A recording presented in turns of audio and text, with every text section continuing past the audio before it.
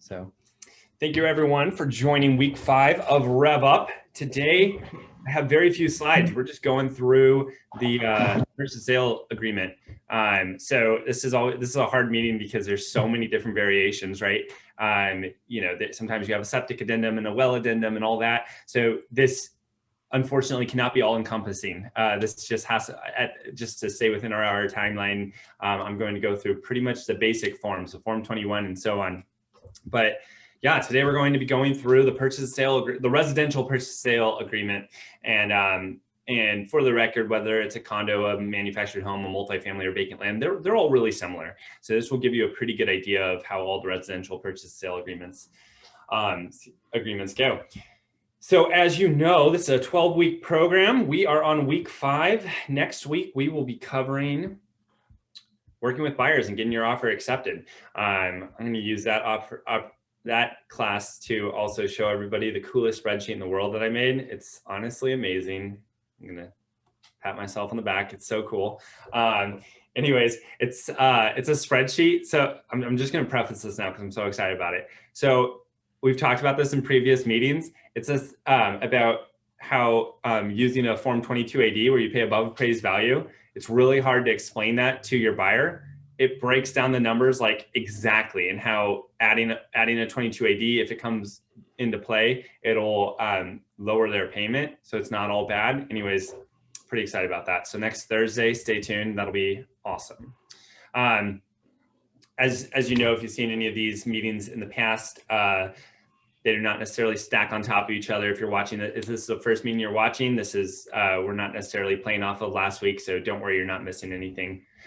All right, guys, so today we're going to talk about the buyer's representation agreement, the agency disclosure, the purchase sale agreement, contingency addendums, buyer and seller disclosure, counteroffers, and multiple counteroffers. As always, we start off RevUp with an affirmation. Today's affirmation is money flows to me freely and easily from expected and unexpected sources. Okay, let's jump right in. This is my one slide. I'm just gonna jump right in, guys. Whoops. Now everyone can see who I'm emailing.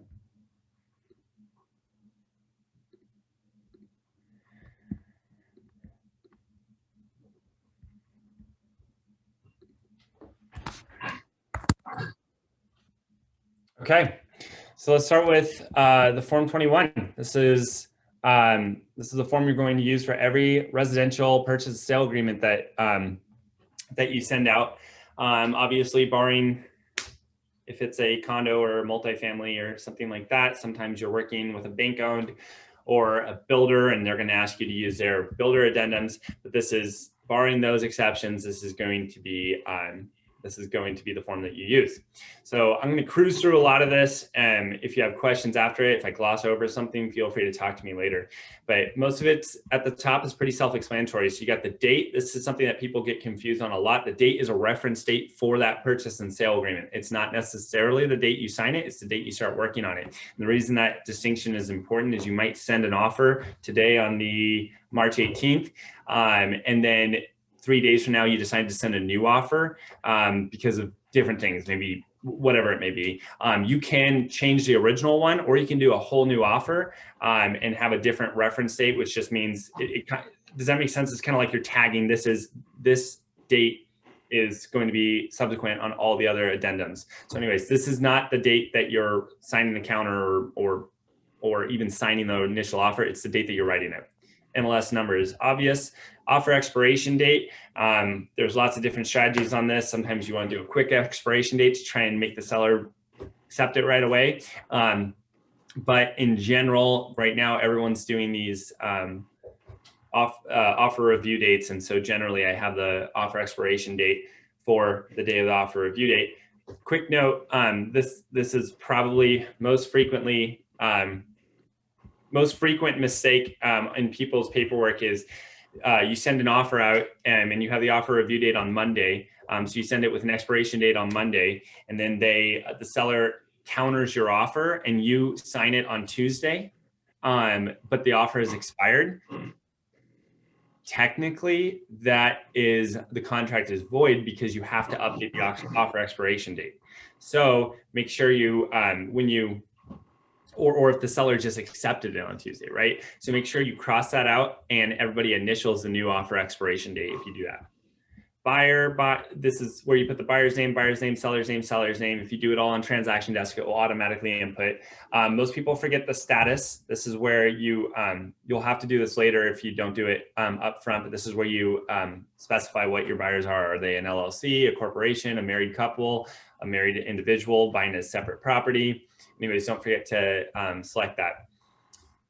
Tax parcel ID, there are multiple boxes here because if there sometimes you buy a home and it comes with 2 parcels or 3 parcels, you'd put both of them or 3 of them there, but normally it's just the first. And again, that'll auto input if you're writing an offer from the MLS.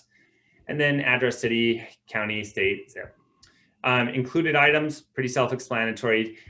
In the MLS, when you pull up, I'm going to show you this really quick, just in case you don't know where this is.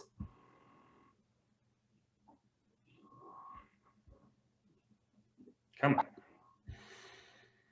So when you are looking at a listing, first one I pull up, let's go. Oh my gosh.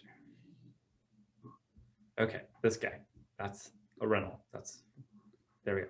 Okay, this guy. So when you're looking at a rental, I mean at a listing, right down here, it says appliances included: dryer, range oven, refrigerator, washer. So that's what you want to include on the Form 21. You can obviously add additional items. You know, if there's like, I actually just did this on an offer that I wrote where there was an island, but it was clearly an island that was not attached to the home, right? It wasn't a fixture. It wasn't attached is really what I mean by that. And so I wrote in on the other box, kitchen island, right? So that's how that works. Purchase price, type in a purchase price, it'll automatically, it does on transaction desk, but it will automatically type in words. Earnest money, everybody knows what that is. If you're wondering how much to do on earnest money, that's a complicated one. We talked about that a few meetings ago in the how to write competitive offers, but generally you want to be around 1% at a minimum, but the more earnest money you put down, the better you look.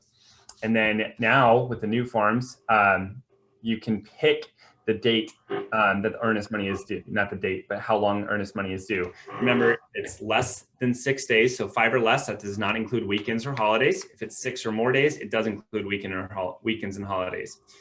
So, you know, so you type in the earnest money amount. You say, are they going to deliver a check or a wire? Let's talk about that ahead of time.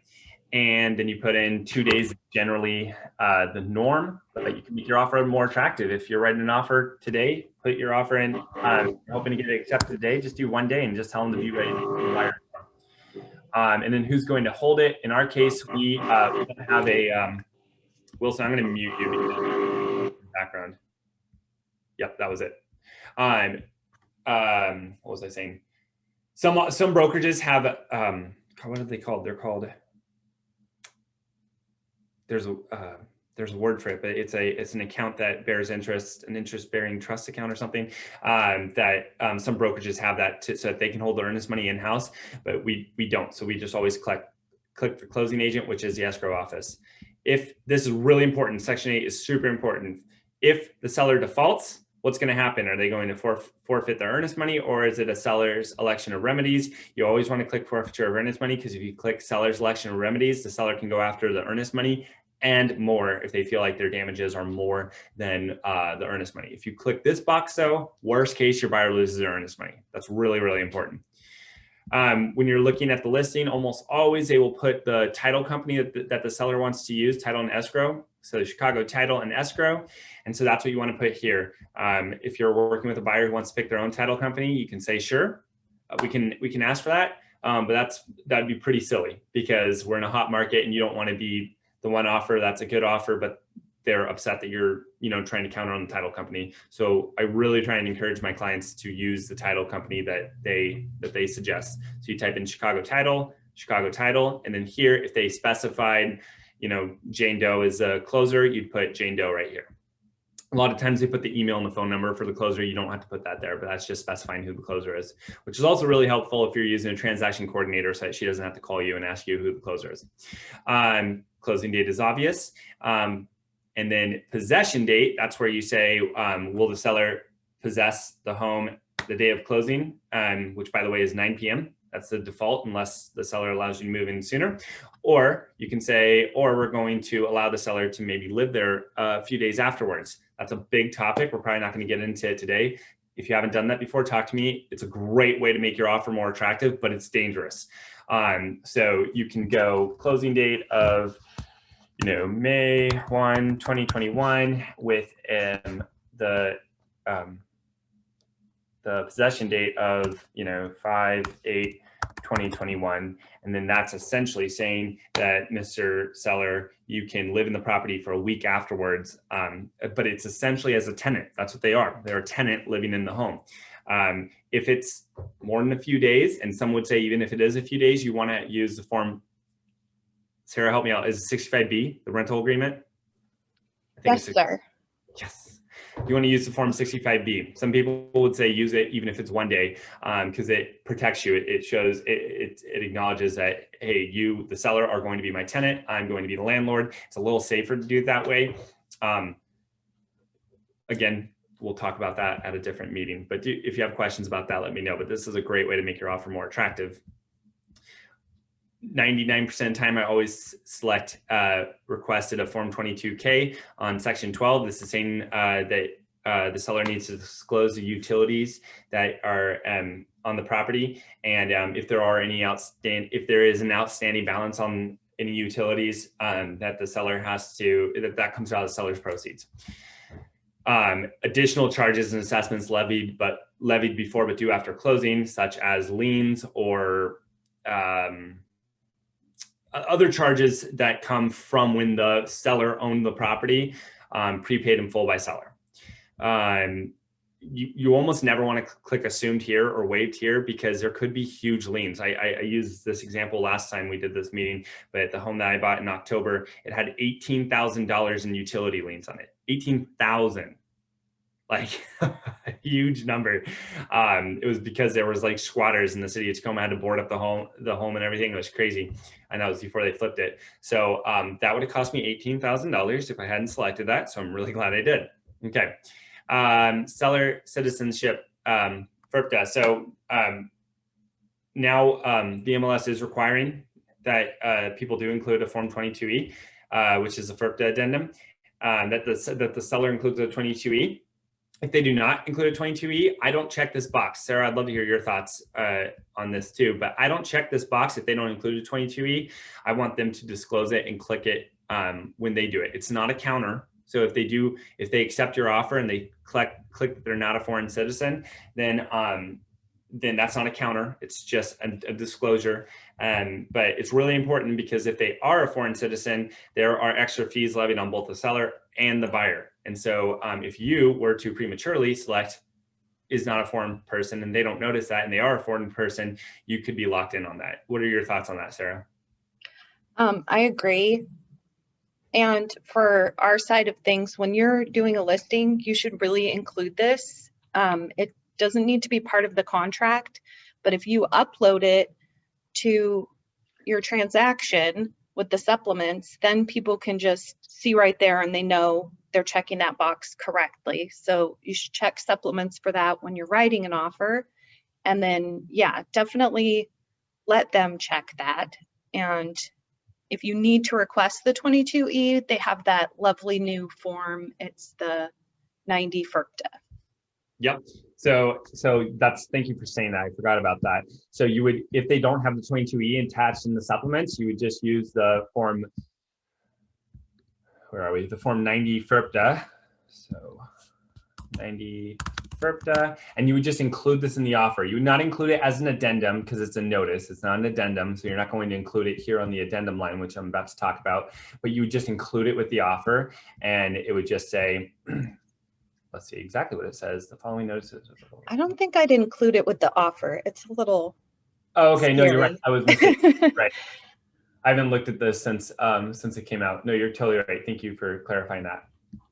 No problem. Yeah. So you could use this to get out if they have not provided the FERPA. That's, sorry, thank you for clarifying.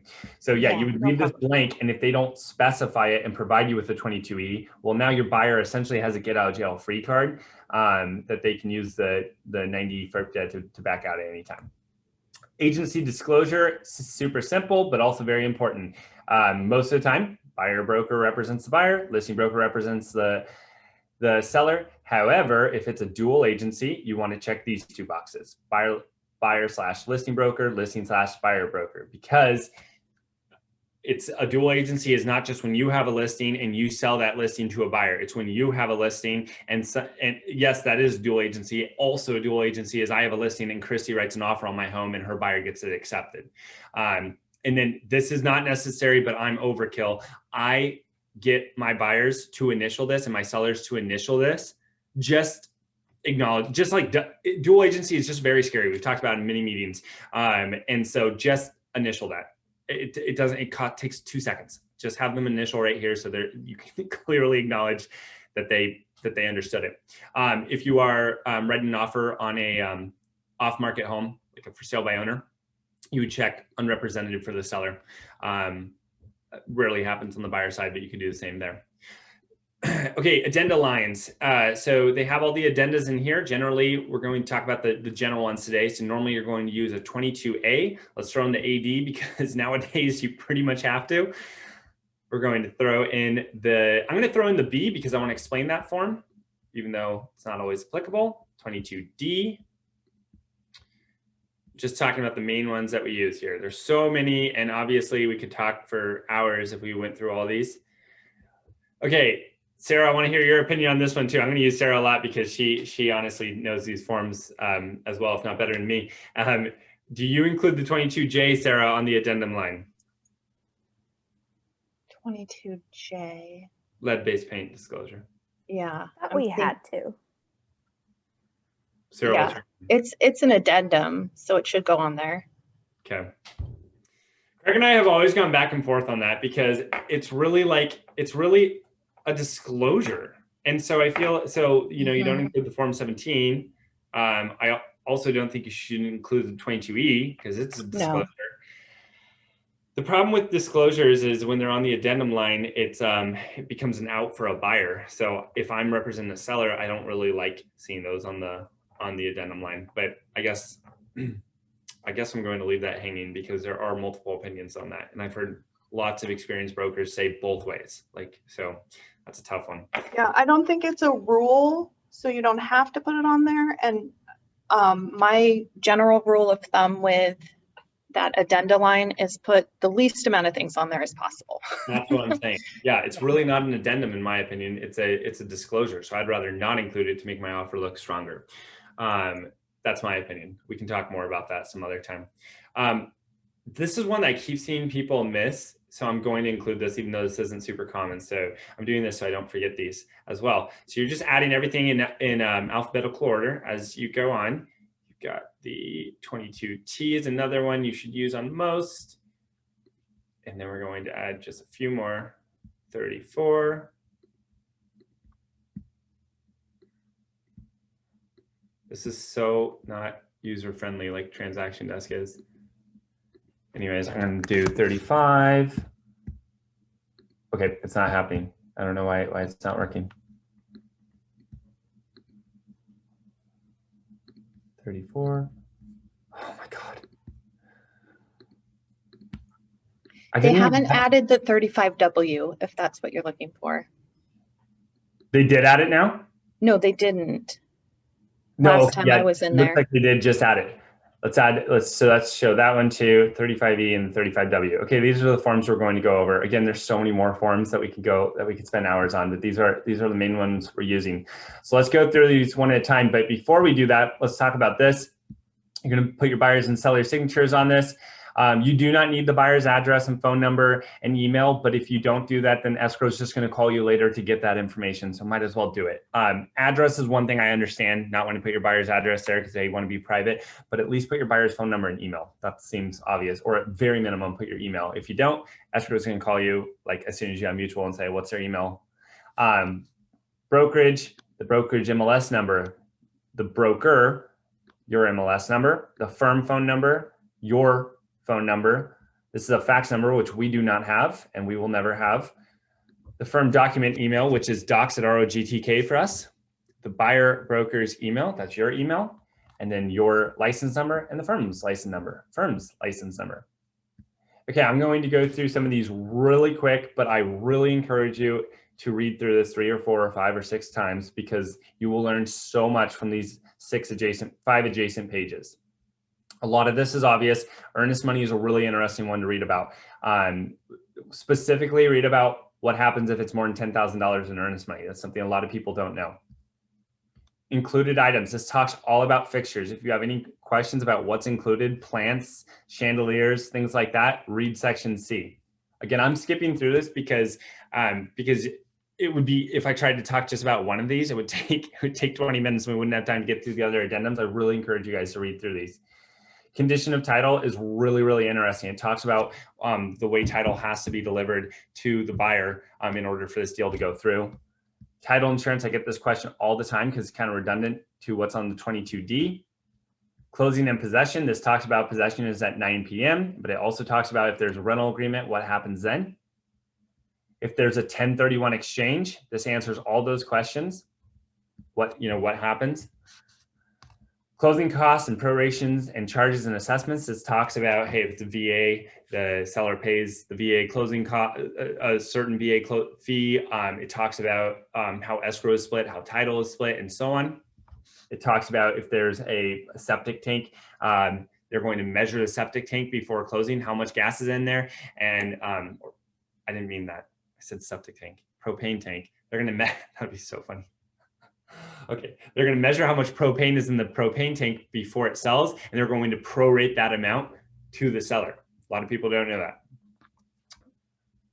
Sale information, I'm forgetting what this one is. Listing broker and buyer broker are authorized to report this agreement. Okay, yep, this is saying you can report the information, you can report the sale and give yourself credit as a broker on the MLS. This talks all about FERPTA. I mean, the reason I'm pointing this out, guys, is because I'm not at all complaining when you call me with questions, but like whenever anyone asks me a question, I almost always say, yeah, let me pull up the Form 21 and refresh myself before I answer it. And all I'm doing is I'm just reading the section K and then going, oh, well, here's the answer to your question, right? It's all in here. Computation of time. This is, a question I get all the time. Well, what happens if it lands on a Sunday? It tells you right here. If it lands on a Sunday, it goes to the next weekday. It's like all the answers are here to the test. And again, this is not saying don't come to me with questions. It's just saying you will become seriously a top 25% knowledgeable broker if you know this form like the back of your hand. And also, it's super cool when a seller or a buyer comes to you and say, hey, what does section K mean? And you can say, oh, it means this. And you want to say, let me read it, which is fine. It's better to say that than to not know what you're talking about. But this is well worth your time. Computation of time, we already talked about that. That's super important. You should know this one like the back of your hand. This is talking about electronic signatures are legal and what constitutes delivery. Can the buyer assign? What happens if the buyer defaults or if the seller defaults? They advise that it discloses that buyers and sellers should potentially reach out to an attorney. So much more. I mean, I think I'm going to call it here. Agency disclosure. This talks about dual agency and so on. Commissions, cancellation in regards to lead-based paint. Information verification period. This is why I scroll all the way through. I want to talk to everyone about this. This is something that's been really common that people are waiving when they write a really competitive offer. So it says buyers shall have 10 days after mutual acceptance to verify all information provided from the seller or listing broker firm related to the property. This contingency shall be deemed satisfied unless a buyer gives notice identifying the materially inaccurate information within 10 days of mutual acceptance. If buyer gives timely notice under this section, this agreement shall terminate and the earnest money shall be to respond to the buyer. That's crazy. That's like a get out of jail free card that I feel like most people didn't know about 2 years ago, but now a lot of people do know about it. So a lot of sellers are, if you're waiving your inspection and waiving the Form 17 and so on, a lot of sellers are requiring you to also, well, not requiring you, they're telling you if you want to get your offer accepted to cross this off and initial it. So that can come up. So again, what it's saying is anything that's in the listing that the seller or listing broker or listing firm disclosed, if something was inaccurate, i.e. they said gas is connected and you found out there isn't gas at the property, you can back out up to 10 days after mutual acceptance. So anyways, that could come up. And this is property condition disclaimer. So definitely encourage you guys to read that. And I'm going to scroll to the top and use this as my cheat sheet. So 22A. How are we looking on time? Oh, perfect. Half the meeting's over. I gotta cruise through. Okay. 22A. Let's cruise through this. It's a lot of it's pretty straightforward. What type of loan is it? Okay. How much is their down payment? If it's an amount of money, a specific amount of money, you'd put it there. If it's a percentage, you'd put it there. You don't have to put it in both, right? If it's 10%, you just put 10%. You don't then have to do the math and put the number there.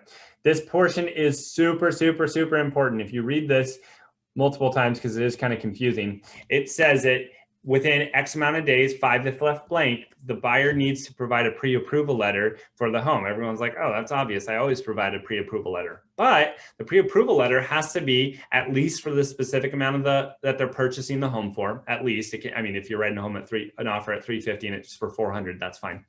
And it has to be for the specific property, meaning it literally has to say buyers pre-approved for this property address. And the reason is if that property is in a flood zone or has really high taxes, they may not qualify for the home. Here's the scariest part. If you do not provide a pre-approval letter within that amount of time, then your financing addendum is waived. Meaning if your financing falls through for any reason, the seller gets your earnest money. So it's so important to, I mean, the easiest answer is put 0 here and just before you write the offer, call your lender and say, I need a specific pre-approval letter for this amount with this specific address on it. Then you're good. You've done it. You're going to send it with your offer and you're good. But if they send you a generic pre-approval letter that doesn't mention the address, then, put 3 days or 5 days. And then make sure you mark down your calendar that you get them a specific pre-approval letter before that timeline. So I can't overemphasize that enough. So this is the new 22A, so bear with me here because it is a little different. There are 2 options here in section 2. You can either say this one and then put in a timeline here. And what this is saying is within 21 days, the seller can send you a 22AR. And the 22AR says, Mr. or Mrs. Buyer, it's been 21 days. I want you to either waive your financing contingency because by now you should be good, or I can back out. Now, the seller probably won't back out if the buyer doesn't waive their financing, but they can. I will also say 9 out of 10 brokers will not actually even send the 22AR, but that's how that reads.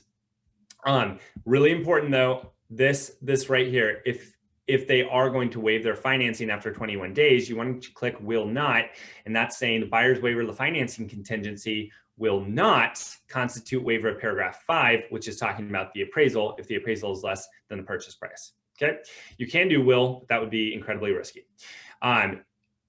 So if you want to be super competitive, if you have a buyer, let's say, who is in a very secure job, okay, they're not nervous at all about getting financing. Essentially, they're like, I'm not getting fired. I'm not losing my job. The only way I'm not getting financing is if I die, which has happened. But that would be you know what I mean? That's the only way I'm going to lose financing. Well, then I would really encourage them to select this box and then have some aggressive timeline here, whatever, talk to your buyers, be very careful how you do this, but consider this. Wilson submits an offer and that has this box checked and saying that, his buyers are willing to look at a 22AR after 21 days. And then Christy sends me an offer with this box check that says in 10 days, our financing contingency is automatically waived. Meaning if our financing falls through for any reason, you get our earnest money. I've already seen one offer where they put 0, meaning day 1, if our financing falls through, you get our earnest money. We don't get the home, you get our earnest money. That's freaking aggressive. That's an awesome way to make a really competitive offer. Be very careful to explain it properly to your buyers. But man, if you've got buyers who are really secure in their jobs, I mean, it makes a lot of sense. I mean, how often do we see deals fall through, forget about the appraisal, because of financing? Again, barring the appraisal, it's really rare. It's really rare that somebody loses their job in between now and closing. So it's really aggressive to do that, but it's also it's not a huge risk if you're in a really solid job. So something to think about. But again, if you're doing this, I would definitely check will not constitute the waiver of the appraisal. That's really important. If your buyer needs closing costs paid for, you're going to put in the amount here or a percentage of the sale here, 2.5% or 2% or just an amount here, okay? If the buyer is VA and they would like to pay their own VA portion of the VA closing costs that normally the seller defaults to paying, you would check that box. It's like $1,200. So I normally tell my VA buyers, hey, if we're competing against other VA buyers, let's be a little better than them and check this box. It's $1,200. There's a lot of other things here that you guys should read about. But specifically, I want to talk about the appraisal really quick. We could spend another full meeting talking about what happens if the appraisal comes in low. But actually, we probably should just have a full meeting talking about if the appraisal comes in low. Let's just talk really briefly. Let's just give a quick overview. We're in a really hot market where people are offering crazy high amounts for homes, and the market hasn't caught up yet, right? Homes are not, like, there aren't comps to support what we're offering on homes because there's not a lot of inventory. So appraisals are coming in low. All I'm going to say is this tells you exactly what to do if the appraisal comes in low. It tells you everything. So again, I'm not saying don't call me if the appraisal comes in low. You're welcome to call me, but all I'm going to do is read this with you. So this tells you all the answers. So let's take that and jump right into the 22. Actually, I want to show everyone this really quick. They also added the VA escape clause, VA inventory clause here. So we no longer need to use that form, but some lenders will still ask for it. So if you are working with a VA buyer, lenders used to ask for the VA inventory clause to be included with the purchase and sale. You don't have to do it anymore, but some lenders haven't really caught up and they'll say, no, we still need it. They don't know what they're talking about. Anyways, side tangent. Okay, let's talk about the 22 AD because this is a really common form used nowadays. And again, join us next week to talk about the how to tell your buyers how awesome 22 AD is. 22 AD, what this is saying is you check this box, you say the buyer, if the appraisal comes in low, will pay X amount, let's say $10,000 above the appraised value. So what that means is you're pending at 500,000 and the appraisal comes in at 490. The purchase price will still be 500,000. Your buyer will just have to, on top of their 5% down payment, also pay 10% down, right? So now they're going to pay, can't do math, $25,000 in their down payment plus 10,000. So instead of paying 25,000 down, you're going to pay 35,000 down.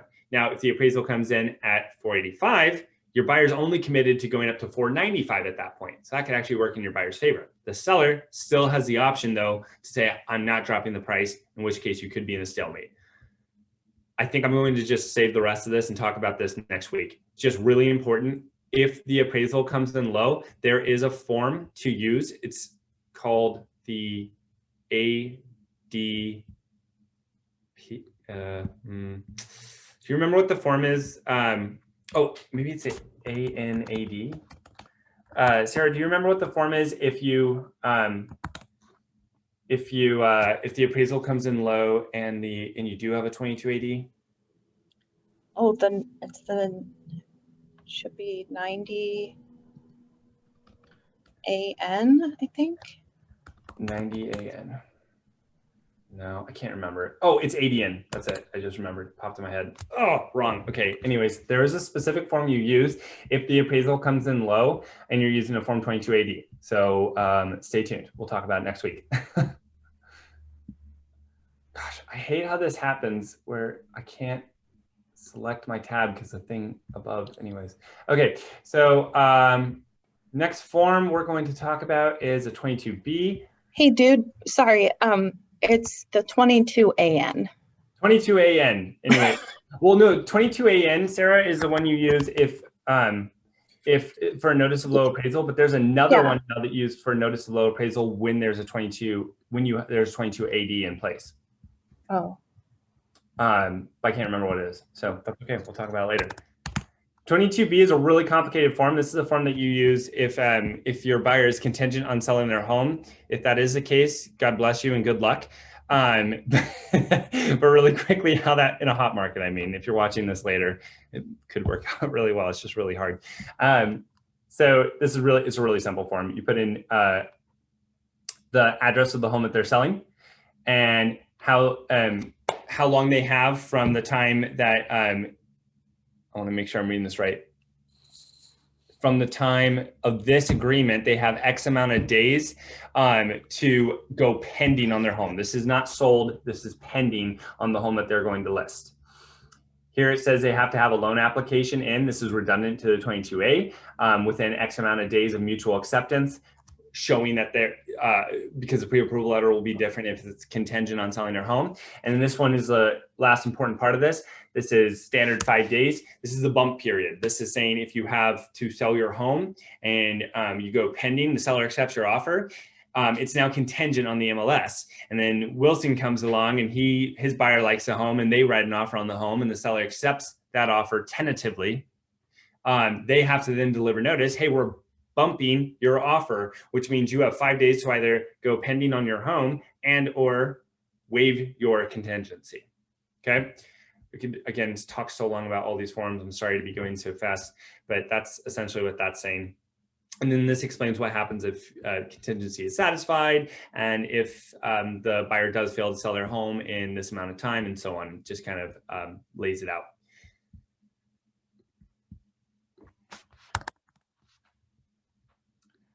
Form 22D, I use this in almost every offer. I think just about every offer, mainly for the first box. I always check this one. This says listing broker and buyer broker make no representations concerning the lot size or the accuracy of any information provided by the seller, square footage of any improvements on the property, blah, blah, blah. It's just kind of, it's a CYA. It's covering your butt saying I'm just a buyer's broker, right? And same with the listing broker. Section 2, I would love for someone to correct me on this. I don't know why it's here because in Washington, title insurance is included in your title and escrow fees. And so you really don't need to check this. Sarah, do you agree with me? Am I missing something? I agree. There's yep. no. It's a standard owner coverage. If anybody wants extended coverage, which often happens if it's like vacant land, then you want to check that because that includes like a survey and stuff like that. But there's no point in checking the standard. It's already included. It's completely redundant. Writing a competitive offer, consider not checking box 3. That's saying that the property has to be cleaned by the seller or fairly clean when they move out. In this hot market, I rarely ever check it. I'm like, we'll take a dirty home. Who cares, right? Talk to your buyer before you do that. But you know, this is saying, number 4 is saying that the seller can't leave any crap at the home either. That's that one's more important than section 3 because I have seen people leave like tons of crap, like hundreds of dollars worth of dump fees in their garage. So maybe consider checking that one. But if you want to be really competitive, don't check it. Utilities, this is where you're saying you're confirming based off of what's in the MLS, all the utilities that they say that they have, right? Also, if you're in an area where you're not sure if there's internet, this is something that's brand new to this form, or cable, especially because a lot of people are now working remotely. You can now check, please confirm that there's internet and cable, and they have to specify it. And it's kind of contingent on that. So if there isn't internet, you can back out. If it's a new construction home, you check this and the seller has to input the type of installation. If there's leased property that you know of, which they have to disclose in the MLS, you would check this and say the propane tank or whatever else. And then they have to provide the lease within 5 days and you have 5 days to review it. Homeowners Association review period. If there's a homeowners association and your buyer would like an opportunity to review the homeowners association paperwork, then you can say the seller has 10 days to give you that paperwork, and then you have 5 days to review it and back out if something is on there that you are not happy with. Again, hot market, good luck getting any of that accepted. There's a transfer fee for a homeowners association. It's normally like $250, but sometimes it can be as high as $5. If your buyer wants to be aggressive, they can say, we'll pay it. Seller is the standard though. If there are excluded items, a fixture is, as we talked, a plant or a light fixture or something like that. But if the seller says, hey, the chandelier in the dining room is not included, you'd click excluded items and type in dining room. If you want to provide a home warranty for your client, or if the seller is providing a home warranty, you'd click that here and you'd specify accordingly. And then the other box is like the Form 34. You can put anything here. Just be careful because we're not lawyers, we're not attorneys. If you're I call it handwriting something here, don't be afraid to ask somebody else, another real estate broker or myself, to review it, because that's flirting along the line of acting as if we're attorneys when we're not attorneys. And it can be difficult. You can write something out and be like, yeah, that makes sense, and it's probably not, and it could easily not be written correctly. So yeah. Can I add?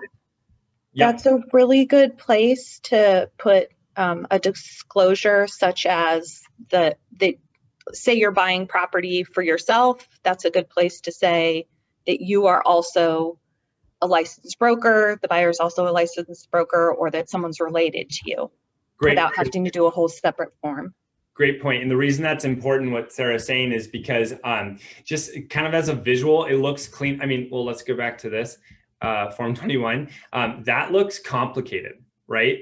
That's like a lot of addendums. Obviously, this is a random example. So the less addendums you have, it kind of visually and mentally, it's kind of more appealing to a seller. So if you cannot use a 34, great. Don't put too much into that. Like if you have to use all these forms, use all these forms. But that's kind of what Sarah's saying there, which I think is a really great tip. And yeah, thank you for saying that also about the disclosure. A lot of people don't know this. If you're helping a family member buy a home, or you're buying a home for yourself or sell a home, you have to disclose that in the purchase and sale and on the listing if you're listing a home. So Richard, I know you have a listing coming up next week for a family member. You have to disclose listing broker is related to the seller. That's it. Yep. And we have clauses for that if you have questions about that. 22K, this is really, really simple. This is where the seller discloses all the utilities. I don't fill this out for the seller. I let the seller fill this out. And this is saying they have 5 days to do so. That's probably the easiest form we will discuss today. Okay, 22L. This is just something that a lot of people have been missing. That's really important. So that's why I want to talk about it, even though it's not really that common. But the 22L is a form that you use if you are buying a property that has a tenant in place, which again, not super common, but it's really important. This is saying, really important, especially with the eviction moratorium. This is saying that the seller has to provide all the lease information applicable for the tenant in place. Obviously, you want that if you're inheriting tenants. And this also allows you to, they have 10 days to deliver the lease, and it allows you to have 5 days to review it and ask them to do something about it or accept it or terminate the deal. Again, hot markets, you may not be able to do this, but I would at least in a hot market say they have 1 day and I've got 1 day, because I want to review the lease and make sure it's a legal lease and it's, you know, it's a good lease. And if you're expecting the tenant to move out, you can, you don't need to include 22L. You would just put on the Form 34 or on 22D, tenant to be out of the property by closing. That was poorly said. It could probably be said better, but you get what I'm saying. So if the tenant, if you're making it contingent on the tenant moving out before closing, you don't need this. But make sure you put in on the other box on the 22D or on the Form 34 that is the case. And if you're not requiring the tenant to be out, make sure you include 22L. Okay, 22T. I've seen a lot of people not use the 22T in all their offers, which is kind of scary. Sarah, what are your thoughts? I keep leaning on you because, again, you're so knowledgeable about these forms. What are your thoughts on somebody not using the 22T in the spirit of being more competitive? Because it does kind of give it out to a buyer, as I'll explain in a second. What are my thoughts on not using it? Yeah, so I got a question the other day from one of our agents, and they said, hey, I'm trying to write an offer with 0 contingencies, like seriously nothing. I want it to be as clean of an offer as possible. Can I not have a 22T? What are your thoughts on that? How would you respond to that person? Well, my inclination is to say that's a bad idea, because even recently I helped a broker who had an issue with title, and I don't know, I guess it's covered in the 21, but I'm not a good person to ask on cutting out forms because I want, I want you to be covered. I want your buyers to be covered. So I wouldn't feel comfortable telling someone to leave this one out. Yeah, I agree with that. That was essentially my answer. I was like, it's complicated. It seems to be somewhat redundant to what's in the Form 21. But what it's saying is buyers shall have, 1 day or 5 days or whatever you want to do from mutual acceptance or the date that you received the title commitment to review the title and back out if there's anything that concerns you. So, the lender won't allow you to close if there's a major lien on the property. So you're probably good on that, right? But if there is documented adverse possession, I know we all learned about that at Rockwell when we took our classes, but adverse possession is where, somebody built a shed that's partially on your property and it's been over 7 years and it's, all those different things that require adverse possession. Then that may or may not be untitled. But if that is untitled, the buyer would be able to back out. Maybe there's an easement that you didn't know about that is deep in the weeds of the title report, where it says, the person who owns the lot behind you, they 30 years ago worked something out with the previous owner from 30 years ago that they can drive across your property to get to their property. It's not unheard of. These things happen. So if I'm talking to you and you're my buyer, I'm going to say, so are you willing to take that if that's the case? Because yes, it will make your offer more competitive if we don't include 22T. But it is risky, right? Would you agree with what I just said, Sarah? Like, yes, you can exclude it. Just make sure you really CYA and disclose to them, like, you are taking a risk. There can be things on title that could be really not good for the value of your property. Yeah, I would definitely make sure they understand this form and they understand the purpose of reviewing title and the possibilities. So if you don't feel like you can properly explain to them the issues that might come up, then don't tell them to leave this out. That would be my advice. Yep, absolutely. I would agree with that. Yes. If they have preliminary title ordered already, does that mean that you're probably okay with like the Form 21 and then you can skip the 22T? Great question. Yes, if you feel like you are an expert on reviewing preliminary title, which I'm not, or if your buyer feels really comfortable, because a lot of times it's really deep in the weeds. I wasn't trying to tease you by that question. It sounded like I was being facetious or like sarcastic. I wasn't trying to. No, it takes a lot of time to like read it because it's like a lot of time and there's a lot of 25-page document. Yeah, there's a lot of things that are really hard to understand. So, and you won't be able to necessarily call up the title company and say, hey, explain this title when there's 15 other buyers who are writing an offer on this home. Title company and the escrow company don't necessarily work for you until you're pending, right, as a buyer. So they're probably not going to really help you. So that's why, after going pending, like you can call the title company and say, hey, I just got a title commitment. Can you explain what this means? And they'll help you because they're getting paid to help you. So did I answer your question? Yeah. Yes and no. Okay, Form 34. I take it back. This is the easiest form. All this is just where you put anything that there isn't a form for. But guess what? There's a form for just about everything. So do not use this form unless you have gone. I'm going to go here really quick. You go into, where am I? You go into Express Forms and you click on, where do you click on? I guess we're already here. So you just go down to the 22s, essentially, start at 22. And you read financing, appraisal, loan. I mean, seriously, everybody, this is actually a perfect example. Everybody always uses a Form 34 when the buyer wants to change the lender midway through a transaction. There's a form for it, a 22AC. It's like the old Apple ads. There's an app for that. Seriously, there's a form for it almost always. So just take a second, go into the forms manual and you can just do lender and it'll say pre-approval by, oh, will that work? Yes, see, look at loan lender change. Bam, that took me 3 seconds to find that form. So anyways, and if in doubt, you can ask me and I'll tell you if there's a form for it, or I'll tell you I don't know and I'll go do this. Gosh, I'm kind of being sassy, I'm not trying to be. So Okay. Isaac, we used the Form 34 on that offer I wrote on the Thompson house, that the offer was contingent on the tenants in the property being cool with essentially cash for keys from the buyer.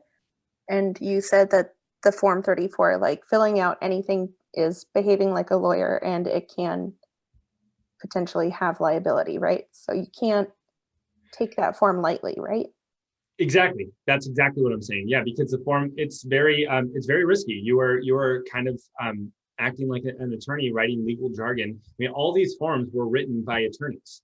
And so if you are going to say, I'm going to write it my own, you're pretending to be an attorney, and which we can do in certain circumstances. Just if in doubt, talk to me about it and let's do it together. If it's something really simple like buyer's agent is related to the buyer, you're good. But and a lot of things we have clauses for. A lot of things that there aren't forms, we've already paid attorneys to like write things for. So just ask me about it is I guess the moral of that story. But yeah, in your case, Robin, that was a really complicated one. But yeah, there's not a form for that. So anyways, that was a good example. Okay, we got 2 more forms to review. 3 more, sorry. Inspection. This is saying you may or may not include a sewer scope. It's may if not checked, so you're good there. This is how many days you have to do the inspection. If you're writing a competitive offer, guys, don't do 10 days. No one needs 10 days to do an inspection. I do not remember last time I've done more than 3 days. I'm normally 1 or 2 because when I'm writing the offer, I'm calling my inspector and I'm saying, hey, hypothetically, can you do an inspection on Tuesday morning at 9 a.m.? And they say, yeah, let me know as soon as possible if that's the case. 1 day is pushing it. I'm not telling you to do that, but you can really do 2 or 3. So consider that. And the other reason I'm not really worried about it, oh my gosh, this form has changed so many times. So yeah, okay. What is this again? Inspection report. Sorry guys, I haven't read this in a minute. For section 5. What was that? I think you're looking for the 5th section. I am, but I don't remember this portion. Seller requests that the buyer provide the inspection report if buyer requests repairs or modifications. Okay, so this is saying, this is where the seller can request the inspection report if they would like. Most sellers will not. Just a reminder, you cannot provide any portion of the inspection response without the seller's permission, period, except on section 5. And this is why I'm very aggressive on my buyer's notice, because if the inspection says anything to the effect of, you should have the roof checked out because by a professional, because I'm an inspector and it looks like it's getting towards the end, all you need to do is say, hey, we're going to have an additional 3 days, and you just send the 35R showing that you're taking an extra 3 days, and all you have to do is include a little blip from the inspection report, again, not the inspection report, with the inspector's recommendation. I said that really quick. That's complicated. You really have to do it right, and you have to still do it in this 3-day timeline. Call me if you have questions about it, but this is awesome. And this is why I'm never worried about 3 days, because there's always something in the report that says, maybe you should talk to a professional about this. So you can always use that. And obviously my goal, it's not like manipulative. My goal is to get it done in 3 days and be done. But if I need it, I can. The last portion is just saying the seller has 3 days to respond to you. The buyers have 3 days to respond to the seller's response. Really important when you read section 6B. This is saying you have to not just respond to the seller within 3 days. This is the 3rd time. So you've sent your initial response. They've responded and said, no, but this. You have to not just respond to them within 3 days. You have to agree to whatever it is. There's no additional timeline, meaning if you guys do not agree, everyone signs something that everyone's good with, then your inspection contingency is waived, which is really scary. So don't forget this timeline. And then lastly, all the repairs that you agree to have to be done within 3 days that's left blank of closing. And this one cracks me up. But there you can do a neighborhood review timeline, and that allows you to review the neighborhood before closing, which is really funny. Isaac, doesn't that one feel like it's like potential liability land?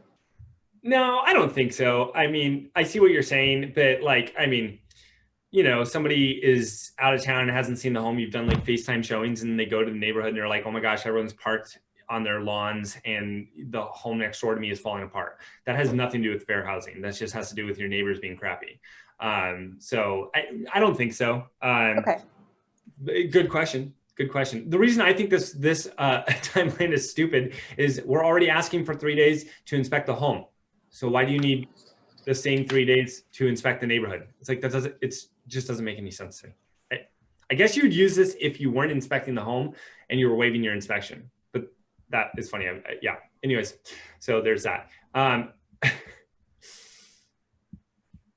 Okay, this is a new form. So now if you want to waive the inspection, you'd use form 35W, really simple. You just click waive, or you click that you pre-inspected it. If you pre-inspect it, I love that they added this. You can also say, hey, we've pre-inspected it and we're waiving our inspection essentially, but fix the sewer. That was horribly written, but you know what I mean. Fix the sewer line. So I really love that they added that, because in the past we used to have to do it on a form 34. Really simple form. Okay, last form of the day, 35E. And then we will have gone through about 5% of all the forms in the MLS. So you guys should feel really accomplished. I just am saying that as a joke to point out that there are so many forms that we did not cover today, but these are probably the vast majority of the ones that you'll use on any given offer. 35E is a really complicated form. So I'm going to spend more time on this one, and then we'll be done. What this is saying is, you're playing poker with your cards on the table, okay? You're saying, hey, we are writing our offer at $350, but we will go up to $420 if we have to. This first box is saying we'll beat the next highest offer by, let's say, $4,000, up to not up to. We will beat them by $4,000 and go up to $420,000. So what this means, and you can read through the whole form, it explains it very, very clearly. It's saying if there's another offer that comes in, and their offer is hypothetically $400,000, our offer will automatically, they don't have to counter us at 404, it will automatically be accepted at 404. Not at 420, because we said we beat the next highest offer by $4,000. Okay, and it's really important you get these correct. So this is saying our offer will be increased by $4,000 up to no more than 420. So don't mix up where to put which one. This is saying that the competing offer has to be closing within 60 days, because if someone's closing within 6 months, it's not really a fair comparison. It also says somewhere in here that it can't be a contingent offer. You can't compare my offer to a contingent offer. Isaac, yes. This is where it's really important for everyone to understand that they have to give you the competing offer when they tell you that they're going to escalate. And you can look through that offer and it has to be similar to yours. So if you have no contingencies whatsoever, but you're offering less money and you have better financing, then your offer is far superior at the lower price. Is it not? I love what you're saying, because that's what Craig and I are always debating. Okay, well, let's talk about it. Competing offer must be a complete copy of a bona fide arm's length written offer on Northwest MLS similar forms, containing all material terms necessary for an enforceable agreement, which requires a full purchase price to be paid in cash at closing. That doesn't mean a cash transaction. That means paid at closing in cash, meaning not like owner financing. Provides for closing no later than 60 days from the date of this offer, and is not contingent on the sale of a buyer's property, meaning no Form 22B. A competing offer may include other conditions, such as a buyer's pending sale of a property contingency. That's if they're already pending. So I would debate that, Sarah. I don't think it does have to be, if my offer is cash and they compare mine to a VA, I don't think it does. I wish it did. Where do you see that? Because I would love to be wrong on this. Where do you see what you're saying? I'm sorry to put you on the spot. Oh, no, that's okay. It could be that you have better knowledge. I guess mostly what I'm saying is they have to give you a real offer. Like it has to be a genuine offer in order to escalate. So if they're not sending you the competing offer for you to look at, or like they're only sending you the 21 and you can't see any of the other documents or forms, then you don't have to just automatically escalate because they told you there's another offer and this is how much it is. Yeah, and also actually, by the way, it says somewhere in here that if they don't send you the full offer, so if you're representing a seller, okay, and you're using somebody's escalation clause, you have to send the full offer in order for this to count. And debatably, if you don't, then the escalation doesn't kick in and they're actually pending at the $350 that they originally offered. So that's really important. When the Was seller, there a- what was Sir, that? was there a specific like example you were thinking of when you said that?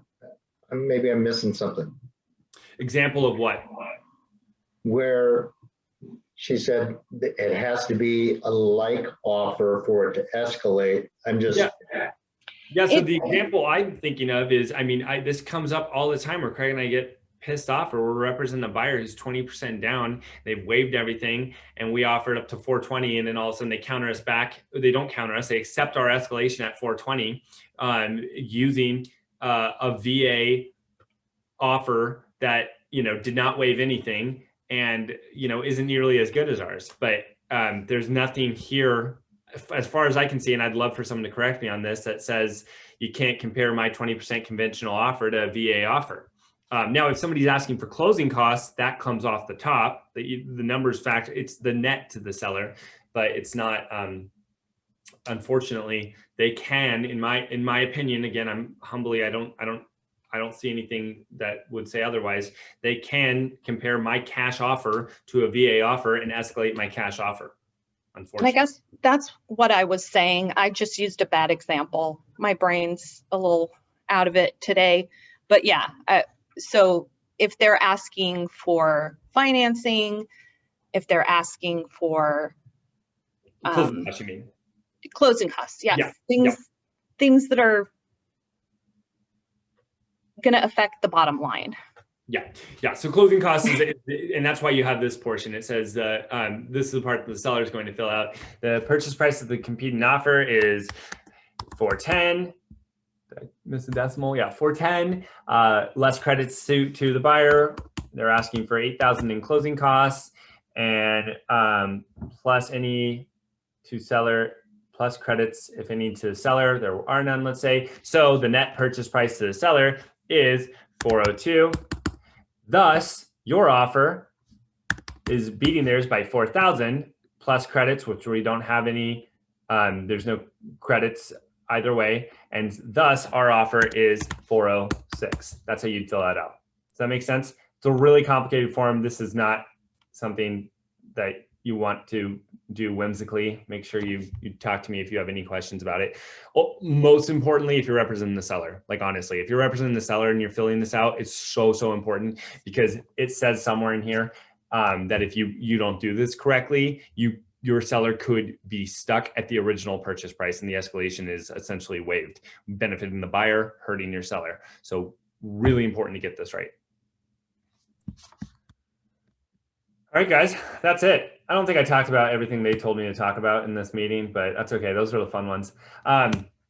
So as always, we end RevUp talking about the one habit. This is just a suggestion. You can customize it to yourself, but the one habit is every day that you commit to working, make 3 phone calls, add 3 people to your database, and send 6 handwritten notes, or at least texts or like Facebook messages to contacts in your database. And the idea is, if you stick to the one habit, it doesn't feel like it's working any given day, but then every day, but any given day, one of those leads that you've been contacting every so often is going to reach out and saying, thanks for reaching out to me. Thanks for posting on social media. I'm ready to buy now. So it's really working. It's just those seeds are growing under the soil. So thank you all for coming.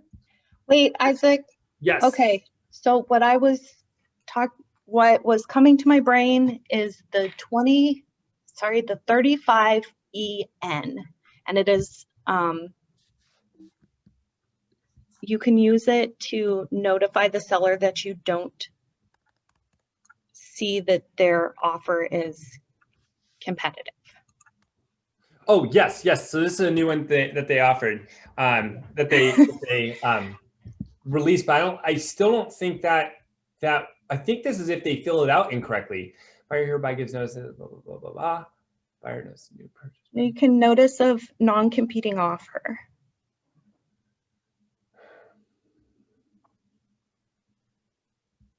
In the manual, it says, check this box to provide notice to seller that the competing offer that seller included with seller's acceptance does not qualify as a competing offer. Does it specify in the forms manual what that means? Nope. So in my opinion, that's all going back to this portion of what a competing offer is. And this specifically says it has to be within 60 days and it can't be a contingent sale, but doesn't say anything about it being a cash offer versus a VA offer or FHA offer.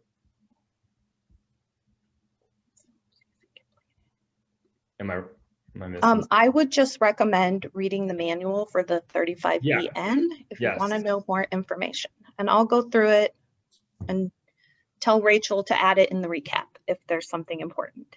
Yep, but really important now, again, there's a form for everything. So if you feel like they submitted the 35E incorrectly, you don't just call and say, hey, dude, you filled it out wrong. You send this. Everything should be in writing. Anything verbally does not work. So everything should be in writing, okay? And so the first box is saying, hey, you compared us to an offer that isn't comparable, i.e. it closed more than 60 days ago, it's closing more than 60 days after our offer, or it's comparable to a form with a 22B. But this is the one you would check if they did the math wrong. And then seller's notice of termination, or the seller can agree to this. So, all right, that is everything, guys.